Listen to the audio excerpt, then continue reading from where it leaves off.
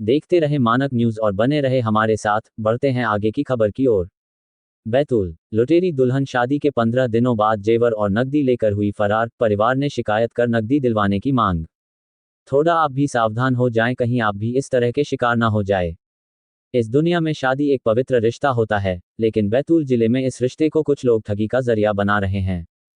ताज़ा मामला भीमपुर तहसील के ग्राम चाटुपाड़ी से सामने आया है, जहां एक युवक शादी के नाम पर ठगी का शिकार हुआ है। राहुल यादव ने 5 मई को मुख्यमंत्री कन्यादान योजना के अंतर्गत ग्राम सावल मेंढा की युवती से विवाह किया। शादी हिंदू रीति रिवाजों से संपन्न हुई, लेकिन ये रिश्ता ज्यादा दिन नहीं चला। लुटेरी दुल्हन ससुराल से जेवर सहित नकदी लेकर फरार हो गई। शादी के बाद वो बार बार मायके जा रही थी। 20 मई को बहन के बेटे के साथ गई और फिर लौटकर नहीं आई। जब कॉल किए तो फोन बंद आने लगा। राहुल के अनुसार दुल्हन घर से सोने चांदी के जेवरात, 3 लाख रुपए नकद और कपड़े लेकर फरार हो गई। जब तक परिवार को कुछ समझ आता तब तक बहुत देर हो चुकी थी। इकलौते बेटे की शादी पूरे उत्साह से करने वाले राहुल के पिता अब मायूस हैं। उनके अनुसार अपने परिवार में आने वाली बहू के लिए लंबे समय से सपने संजो रहे थे। बहू के लिए कीमती गहने और बेटे की शादी बड़े धूमधाम से की थी, लेकिन बहू विवाह के 15 दिनों बाद ही घर के जेवर और नकदी लेकर चली गई। परिवार में बेटे की शादी की खुशियां अब मायूसी में बदल गई है। परिवार थाने के चक्कर लगा रहा है, तो वहीं राहुल ने एसपी से मामले की शिकायत की है और लुटेरी दुल्हन से जेवर और नकदी दिलवाने की मांग की है। क्या नाम है आपका?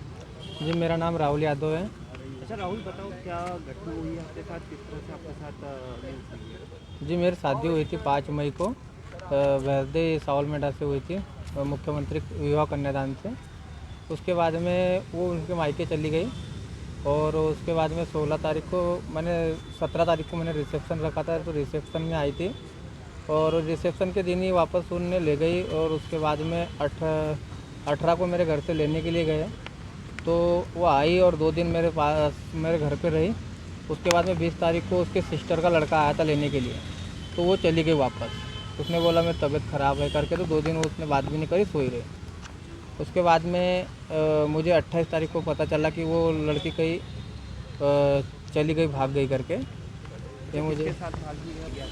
जी मेरे तो कुछ जेवर ले गए और पैसे ले गए। किसके साथ? सोने के जेवर थे मेरे, हार था, उसके बाद में सोने की चैन थी, मंगलसूत्र था और पायल और भी सामान्य था सामान। उसके बाद में 3 लाख रुपए थे, वो भी लेके चली गई।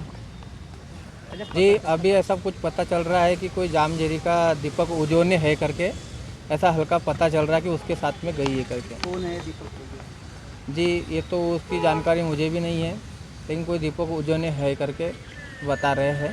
क्या चाहते हो आप? कि मेरा कहने का मतलब यही है कि मेरे जो भी जेवर ले गई है, तो मेरा जो पैसा ले गई है, तो मुझे वो वापस दे दें बस। है ना? हाँ, कंडोडू में।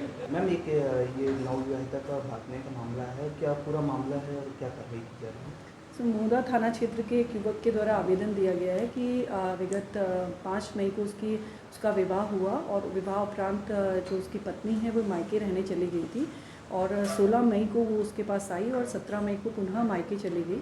मायके अपने भाई के साथ गई और कुछ उसका जो जेवर है और कुछ पैसे भी ससुराल से लेके गई और मायके जाने के उपरांत वो 2-3 दिन रहने के बाद मायके से भी कहीं चली गई है, जिसके संबंध में भैंसदेही थाने में गुम-इंसान दर्ज किया गया है।